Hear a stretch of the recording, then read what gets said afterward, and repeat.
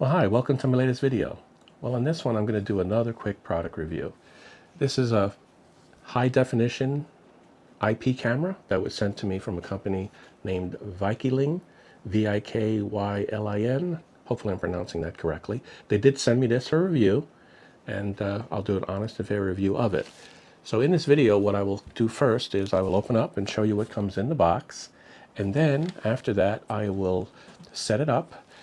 Since I don't have a switch in this room that is power over Ethernet, I will be using a power supply. It costs about $8 on Amazon. I'll put the link down below in the notes. But if you have like I said, you have a PoE type switch, then you wouldn't need that. In addition to that, it also will work fine with a particular brand called Hik-Vision DVRs. So I'll put links down to that as well. I don't have one of those to show you how it's going to work on, so I'll be just hooking this up to my little isolated little network that I have here, and we'll see how it works out. There are options for you accessing it through your computer to see what it looks like, or through your phone. Now, in order to access it through your phone, you're going to have to set up connecting to their cloud. Now, I'm not a fan of connecting my phones to the cloud, so pretty straightforward. I'll show you where that's taken care of in the menus, but I'm not going to actually hook it up to go to my phone. We'll take a look at it only on the computer for this demonstration.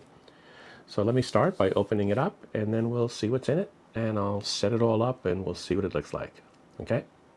Okay, here it is. The VIKYLIN HD PoE camera. Take a look inside of here. Good padding. Looks like we have instructions here and some other accessories. And what else do we have? Oh, it looks like we have a little template down here. So I'll take a look at that. It is a template for installing it on a wall somewhere. Okay. Slide. Let's open this up.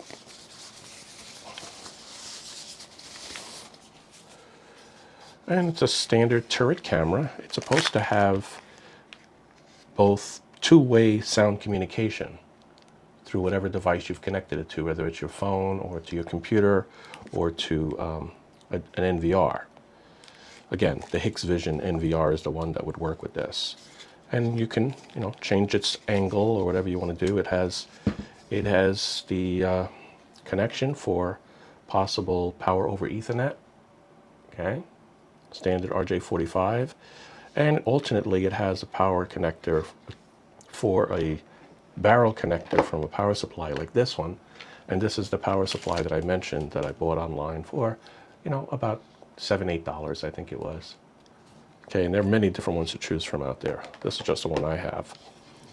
So let's open this up and we'll take a look. Oh, by the way, it does have the ability to support putting an SD card in here. Remove these two screws. I believe it's a micro SD, and it's supposed to be able to handle one up to like 512 gig. And it will automatically rotate through the storage area to record whatever it sees. So you can go and always remove it from here, wherever you have it installed, and you can put it onto your computer and you can transfer those files. I probably won't be doing that for the purposes of this demonstration, but you never know. So this does pretty tight right now in terms. There we go. So I can make it so that it goes down like this. There is a QR code here on the top that you use to connect your phone up to it if you'd like to. It also has a default IP address. Now I'll be talking about that a little bit more as I set it up, but right now it comes with a single default IP address. It does not have DHCP enabled.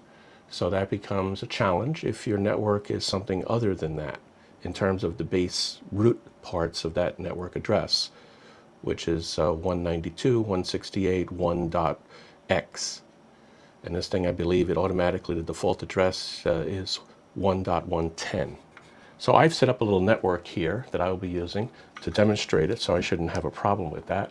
But just to be aware of that when you do the install, that you'll have to either have your network set up with that base address, or they give you an application on their website that you can download, and it could help you get to it no matter what network you put it on, and then change the IP address, or do what I did and change it to DHCP. Okay? So that's what comes in a box with a little waterproof connector.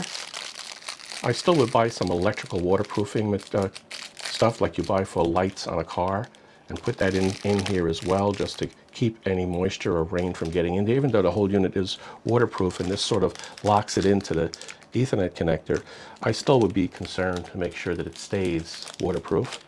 They give you mounting hardware with some anchors and some screws. They give you what looks like a quick start guide. Now, this particular quick start guide, I do recommend that you go onto their website and download it.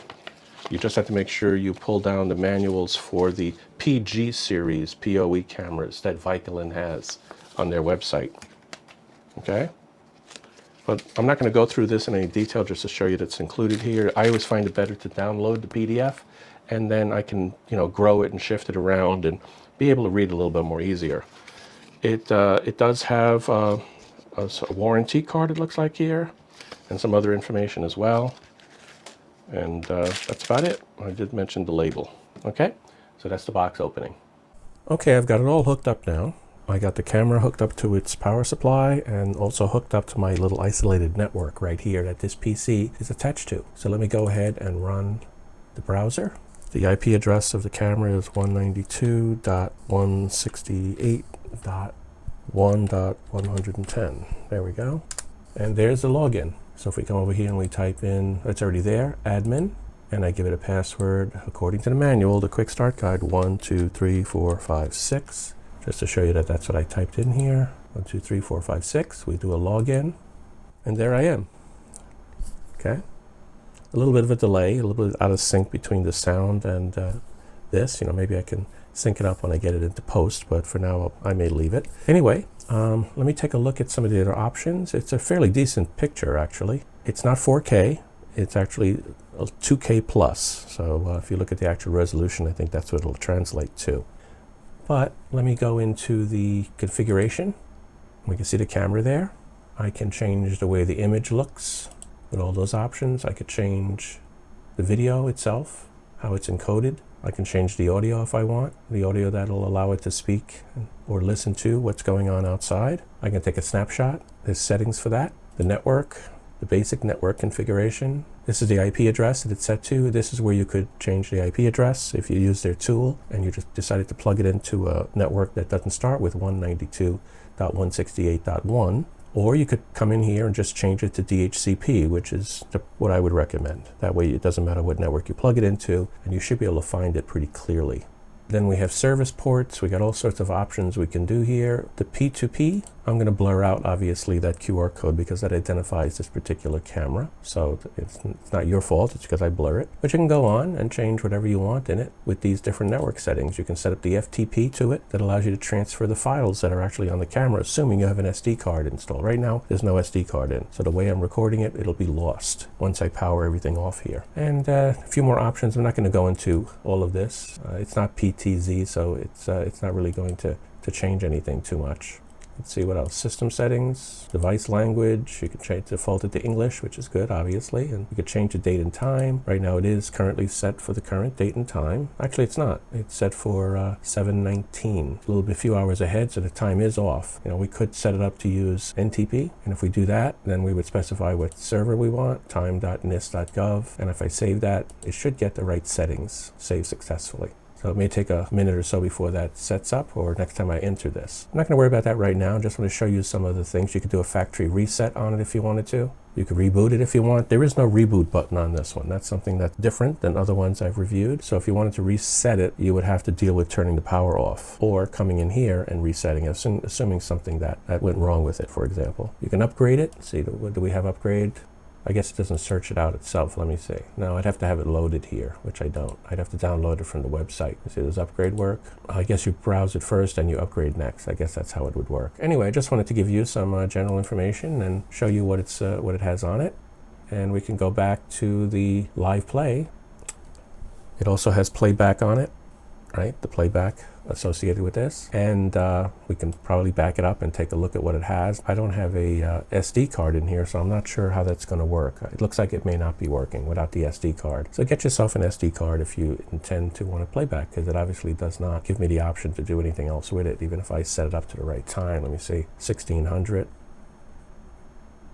I don't think it's going to see anything. File list, again, there will be no file list if we don't have an SD card, okay? So we can go back to live. But obviously if you decide to connect this up to your phone, you can always view it on the phone itself, and you can set it up for getting alarms as well. I do recommend you get yourself a NVR.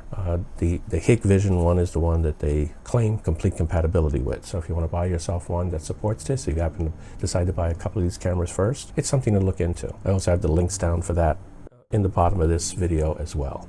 Okay, so anyway, I think that covers it. I'm going to shut down for now, and I thank everybody for watching this video.